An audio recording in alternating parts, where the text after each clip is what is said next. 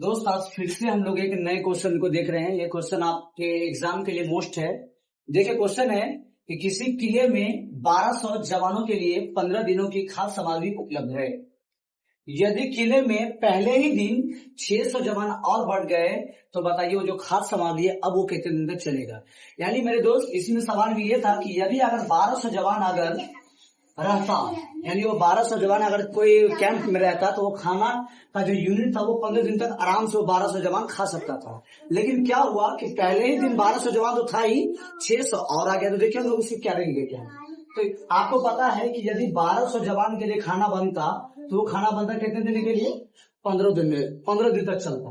तो मेरे दोस्त इसका कितना यूनिट कितना चल रहा है, मतलब ये कितना यूनिट होता टोटल, तो इसको करेंगे तो ये आपका 18,000 यूनिट टोटल होता। यानी कहने का तो टोटल यूनिट आपका 18,000 हो गया। लेकिन क्या हुआ कि 1200 जवान तो था ही, लेकिन उसमें 600 जवान और बढ़ गया। तो पूछ रहा है अब जो खाद्य सामग्री वो कितने दिन तक चलेगा। तो आपको वाजिब सी बात है कि यदि कोई अगर चीज अगर 1200 आदमी अगर 15 दिन में खा रहा है तो वाजिब है कि 1800 आदमी उससे कम दिन में खाएगा ना। तो टोटल मतलब सैलरी कितना हो गया आपका? 18,000।